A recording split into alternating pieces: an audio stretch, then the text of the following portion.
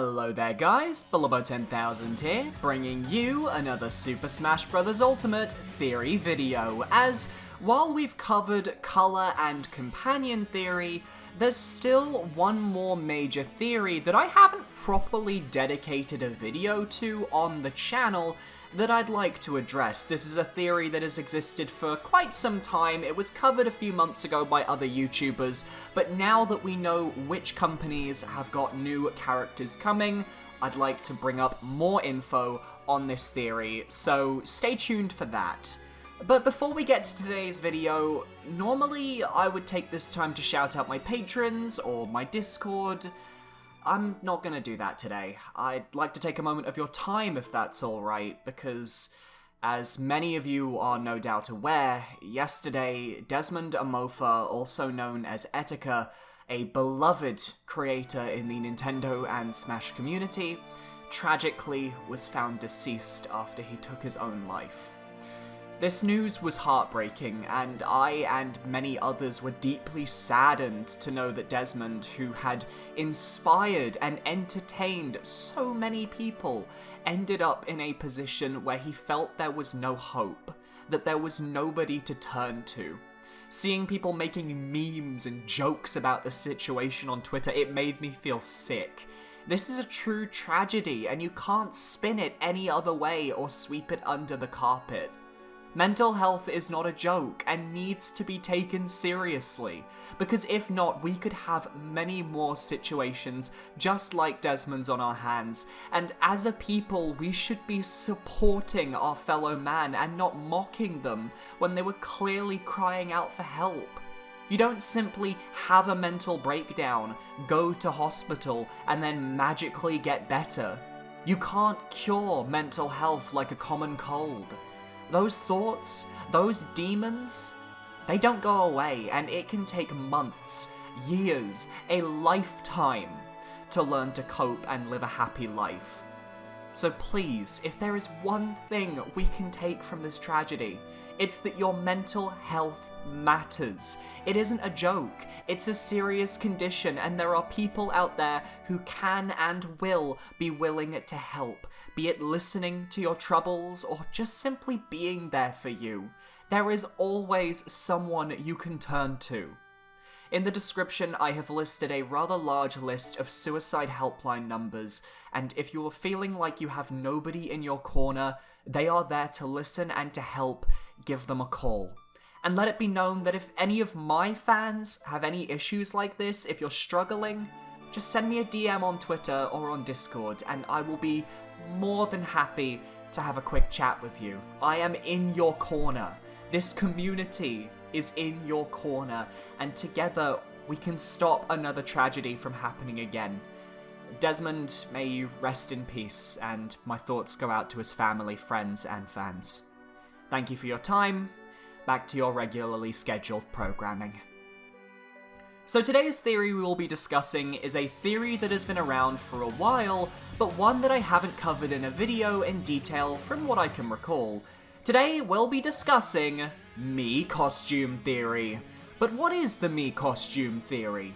Well, Mii Costume Theory is the theory that any cut costumes from Smash 4 that belonged to a third-party company will be making a return as DLC in Super Smash Bros. Ultimate, but with the stipulation that said costumes will come with a new fighter from that company.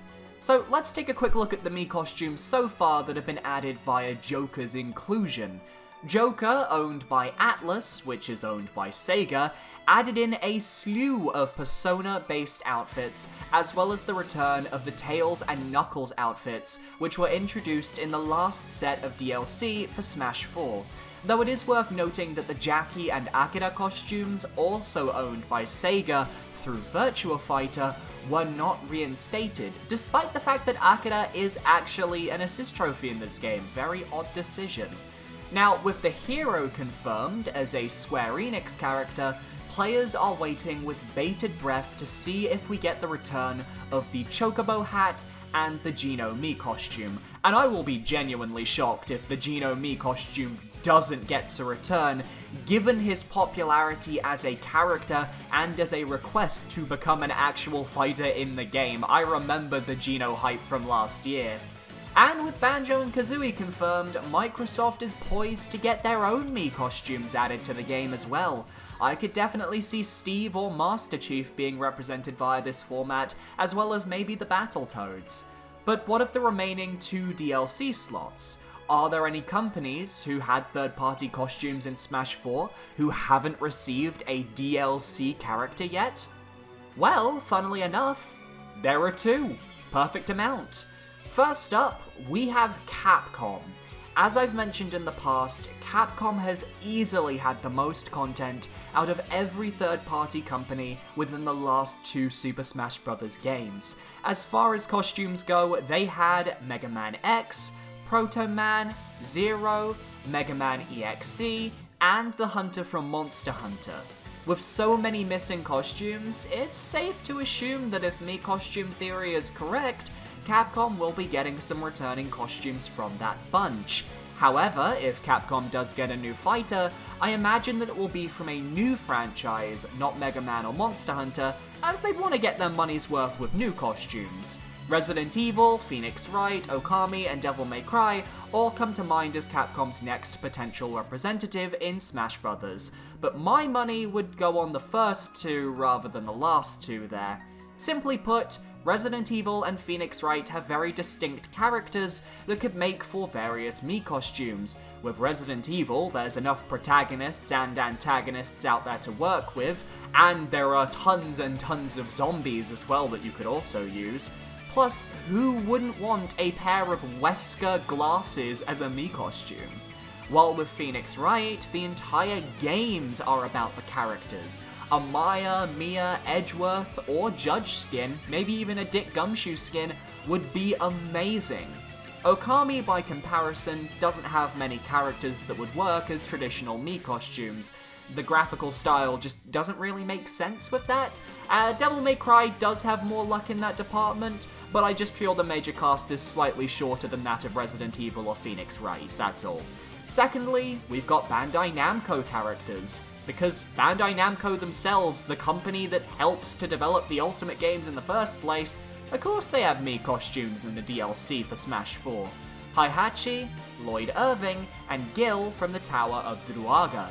Now, this is where I personally find this theory to be a little bit shaky, mainly because Bandai Namco specifically have never really been that lucky when it comes to DLC characters. As in, they've never had a DLC character.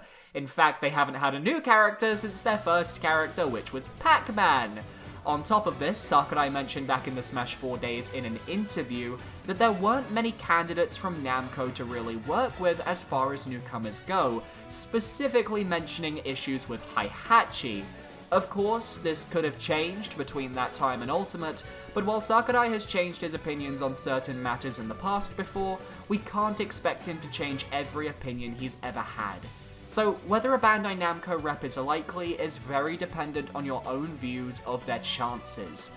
One look at my Rate Their Chances series would tell ya I'm not very high on any of Namco's characters, which makes me personally doubt that Mii Costume Theory is anything more than a coincidence. Of course paid costumes from 4 would once again be paid during 5, and I imagine Mii Costume support will potentially be going on for much longer than that of DLC fighter support, as it's easy money for Nintendo to make at the end of the day.